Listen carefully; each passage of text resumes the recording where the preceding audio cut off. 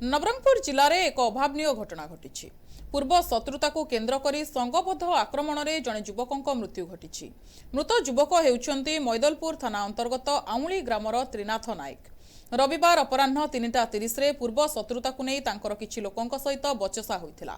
बचसा उग्र रूप नेबारु 10 जन लोक मिसी त्रिनाथ को आक्रमण करथिले। गुरुतर अवस्था 108 चके मैदलपुर मेडिकल रे भर्ती करा जायथिला।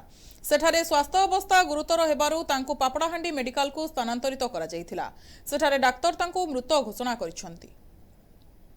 मैं आउलीर मोर ना देवकी नायक मोर परिवार मोर दियर हबो मोर साणजार तार हजबेंड मारी देइछंती। आमर साइड लोक आमर पड़िसार लोक आ छुआउटी अछि तार तो किछि नाही। हमकु किछि दरकार नाही। हमकु न्याय दरकार। हम न्याय छडा हम किछि चाहिबु नाही। आगु शत्रुता खिला तांके से तरुणी आ नीलकंठ आंके ओसई करी आकु मारो बोली करी से माने ऑर्डर देइछंती। आंके 9 जन हेकी मेसी करी सर परिवार हेकी ताकू मारी छंती। रास्ता रे गोड़े गोड़े मारी छंती। चाहिबु आमे न्याय चाहूछु। हमकु निहाल अलबत दरकार। अभियोग मोर भाई मोर मझिया भाई मो ठुगुर तांकर काली डेथ हे जाइछंती। थाना रे एफआईआर दिया हेछि।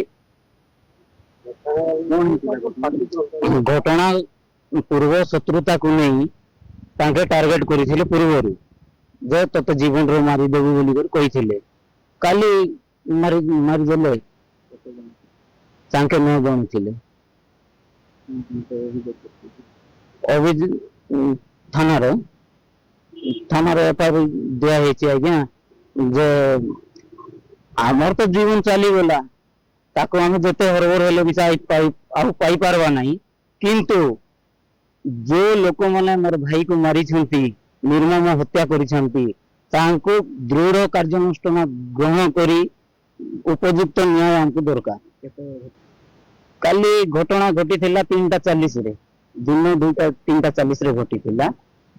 तापर डेथ हेतिले राती 8:30 काल जीवा पूर्वरु बाबाजी गुड़ा छक पाखरे डेथ हे जाइछि। सर मु जहा एबे पचारु थिली 4 जन खंड अटक अछंती पुनी 5 जन फेरार अछंती। आक्रमण जो मन करूछंती से मन जो गाँव रो लोक आउली रो लोक नाही अन्य घर रहछंती। पांच दाबी आ कोन सर हमर हमको केवल उपयुक्त न्याय दरकार। आ किछि नाही से मानको एमती के फांसी दंड भी कम पड़ी जीवो। से मानको दृढ़ कार्यानुष्ठान ग्रहण करी फांसी दंड भी जोटा भलो अछि सेटा आमे चाहूछु। अन्यपटे पुलिस 5 जन अभियुक्तों को थाना रे रखी पचरा उचरा करुछि। बाकी अभियुक्त माने फेरार थिबा पुलिस सूचना दैछि। मैदलपुर थाना अधिकारी जुगल सबरक सूचना अनुसार केस नंबर 20/26 रे मामला रुजु करा जाई घटना रे अधिक तदंत जारी रहिछि। नवरंगपुर रो करेसुपा सिंह रिपोर्ट एनटीवी।